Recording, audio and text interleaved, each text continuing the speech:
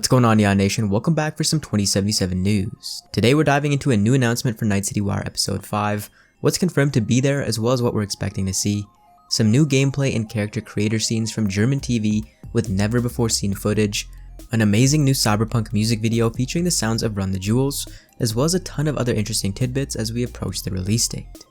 First up, we have the announcement of Night City Wire Episode 5 coming on Thursday, November 19th, the date of the prior release date for Cyberpunk 2077 before it was delayed to December 10th. In a tweet, CDPR mentions, quote, "Yo Chumbas, get ready for episode 5 of Night City Wire. We'll talk about our favorite rocker boy Johnny Silverhand, share a variety of Night City's tunes, and a lot more. It's going to be a big one."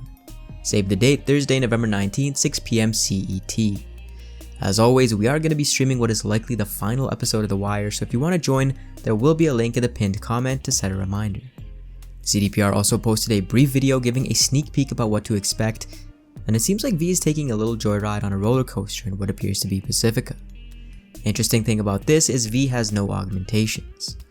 Now this could be a minigame or just something that you can hop into to pass the time, or this could even be some sort of flashback scene.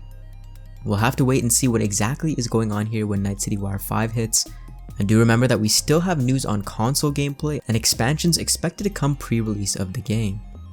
These could both be a feature of Night City Wire 5 alongside segments on Silverhand as well as Night City's tunes.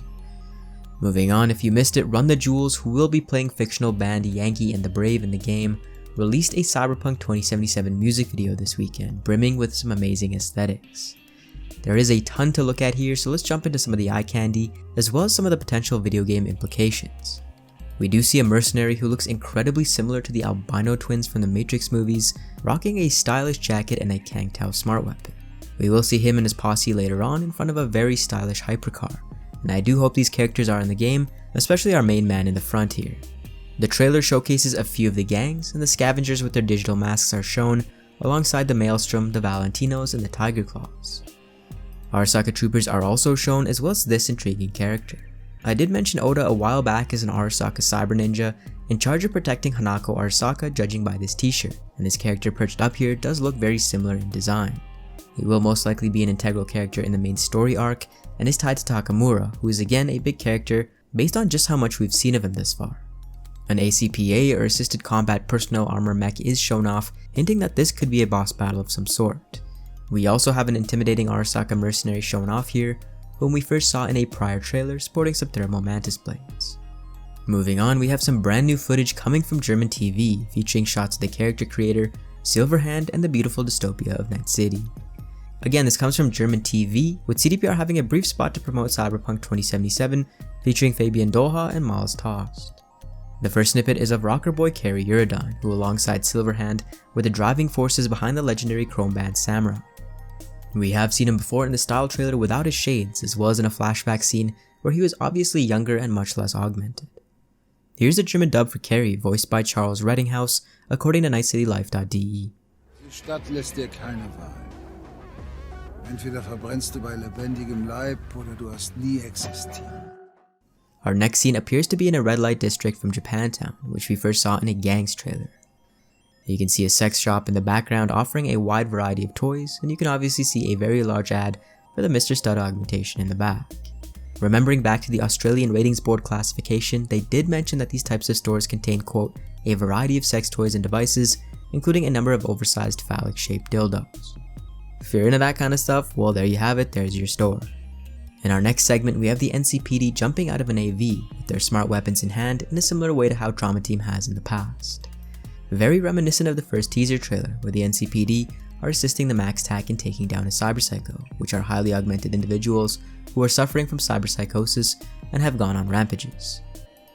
We also have a scene in the Maelstrom lair hanging out with Royce and some other Maelstromers, before we see this high-fangled corporate hanging out in what is probably North Oak, where the rich and famous live and congregate. The bouncer from the afterlife is shown alongside mayoral candidate Weldon Holt, making a presentation at Night City Hall. Adam Smasher is a bit more menacing in this footage versus the old one, now that his eyes have been turned on, and we have another angle of this 6th Street ganger interrogating us that we've seen from the past in the Gig trailer. Moving on in the show, we see Miles playing on what is likely the Xbox Series X, and in the background we have our buddy Jackie helping us up. The updated scene where V walks out of Tom's diner during the 48-minute demo is also shown. The updated one is incredible, and although the footage is in poor quality overall, you can really see how the reflections on the buildings and the height has really added to the atmosphere of Night City.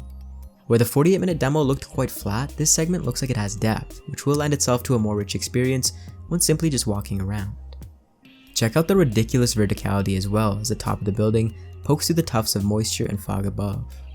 We also see this location at night, which we have seen in footage and gameplay before at various stages of development. You can see the little map indicators popping up on the map, letting you know that there is a weapons vendor and a noodle shop in the distance. Getting into the exciting part, we have the updated character creator, featuring both the male and female base body. Going through the male hairstyles, we have a mohawk and a man bun. Facial cyberware is also shown off with a couple interesting designs, as well as gold and silver teeth. A new shot of Japantown is also shown with an NPC snapping a video, rocking some fancy optics. The verticality and bustling streets of Night City is shown off again, which is one of my favorite shots from the presentation. Silverhand is also seen hanging out in Tom's diner, and his model has improved substantially since the deep dive over a year ago. Check out a snippet of his German dub. Vertrau mir oder auch nicht, mir scheißegal. Ist echt das kleinste unserer Probleme. We also see our player moving through what appears to be the net, meeting up with someone, likely a voodoo boy, before we see two outcomes to the Royce encounter. We have the one where you can play it passively, and the other where you just blow his brains all over his homies in the back. The final new segment is in the Lizzie's bar interacting with the bartender and Evelyn, and I really appreciate the animations and authenticity of movement here. I really think first person in combination with the jolly animation facial tech is going to really push 2077 in terms of dialogue, nuanced body language, and as a byproduct, decision making. Little new gameplay segments here and there, but I know it really rises the hype levels going into Night City Wire Episode 5, which will probably showcase extended looks at some of these elements. Hopefully the character creator will be shown off more on Thursday. Moving on, we have some analyst forecasts, projecting Cyberpunk 2077's budget being higher than that of GTA 5, another massive open world game developed by Rockstar. This article by Nintendo Smash states, quote, "Analysts at the Polish brokerage for Dimboss predict that by at the end of the year, Cyberpunk 2077 shipments will reach 21 million copies, and within 12 months after release, sales will reach 34 million. The predictors admit the possibility of a positive surprise in sales if the engagement rate, that is the percentage of console owners who buy the game, is closer to the results of GTA 5 and Red Dead Redemption 2 than is currently assumed. They also estimate that the approximate budget of the game will eventually be $314 million US, making it one of the most expensive games in history, exceeding the budget of GTA 5, which took $265 million. In addition, it is 4 times the budget spent on The Witcher 3. This does include marketing, which is at its fever pitch right now for Cyberpunk, but regardless, these are some stratospheric numbers. Before we jump into our next topic, I do want to mention that there are leaks currently out there, so do be careful on the internet if you are particularly sensitive to these. They aren't major spoilers to be fair, but it's likely that more major ones could slip out from time to time before release. I personally won't be covering leaked information here, so just giving you a heads up, and this might be a good opportunity for anyone who is anti-leak or spoiler to avoid Cyberpunk related sites or content up until release.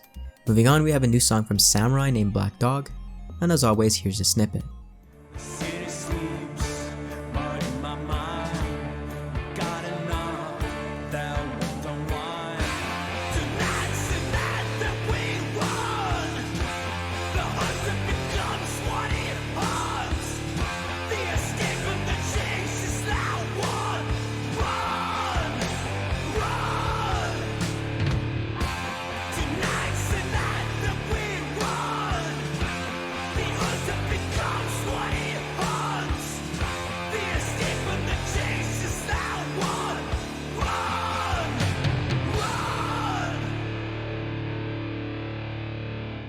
Next up, if you guys are unaware, yes, Cyberpunk Red is finally out for you guys to purchase. This is the full edition, and we'll catch you up on the lore and details in between Cyberpunk 2020 and 2077. I've had my hands on Red for a couple of weeks now, and although I don't have a full review on it as of yet, I am liking what I'm reading so far. If you are interested in purchasing additional lore to whet your 2077 appetite, you can find the full release on DriveThru RPG in digital format for now, as well as physical orders being available on the 19th. As always, thank you guys so much for watching. Make sure you tune in on Thursday, and for everything and anything Cyberpunk, join Neon Nation by subscribing to the Neon Arcade.